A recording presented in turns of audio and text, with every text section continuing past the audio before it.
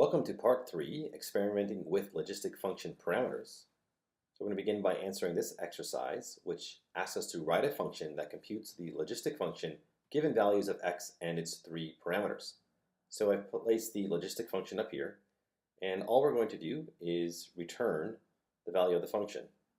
So given x, which is our sequence of values, and then the 3 parameter values. It's just a one-line code. We're just going to implement this function directly. So I'm going to turn L1 plus e to the negative k times x minus x naught. I'm just going to use those values right there.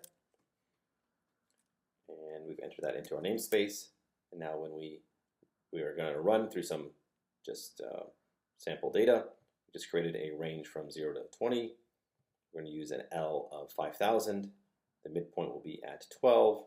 The growth rate will be 0.1, and we'll round it to the nearest 10. And you can see here are the values. So it looks like it's working. Now we're going to do the next exercise, which will make it more practical.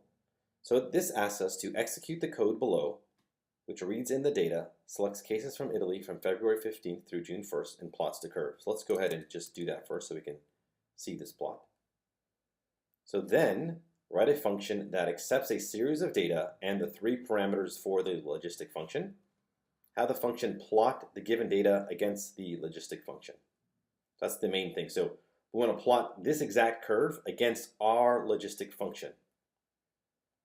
So the idea here is to experiment with different parameter values until we produce a curve that closely resembles the one from Italy. So let's see if we can build a logistic function,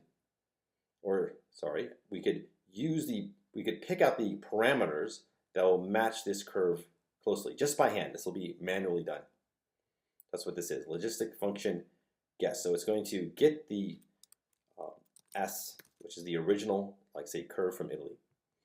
But what we need to do here is we need to make a range of data from 0 to the length of S. That'll be our input.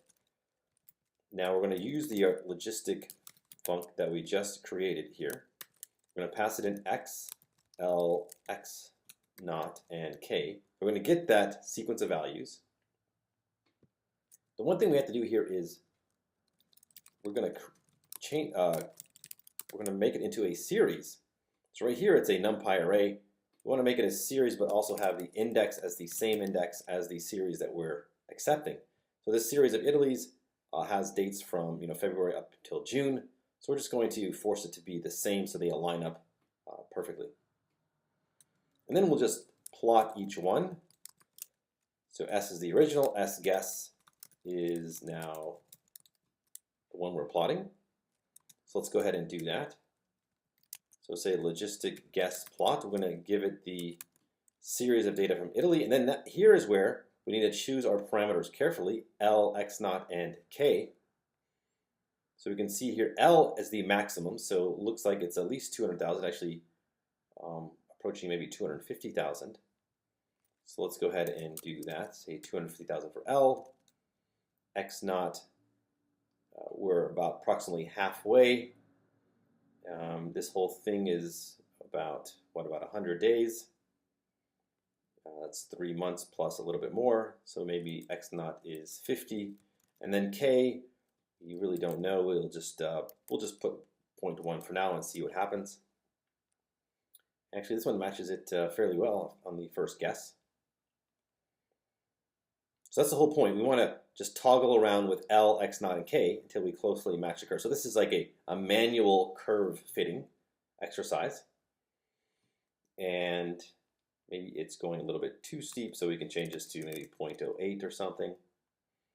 And that one actually already looks pretty good. We can show that we can shift it around a little bit. Maybe we want to go up more. And 50 seems like it's actually a pretty good one. We can move it down a little bit here so it matches it even more. Okay, so that's the whole point of this exercise over here, just to play around with this L, X naught, and K, so the 3 parameters of the logistic function until you get something that resembles the curve quite well. The beginning is a little slow growth, but after that it looks like it matches it quite well. All right, so that's it for experimenting with the logistic function parameters.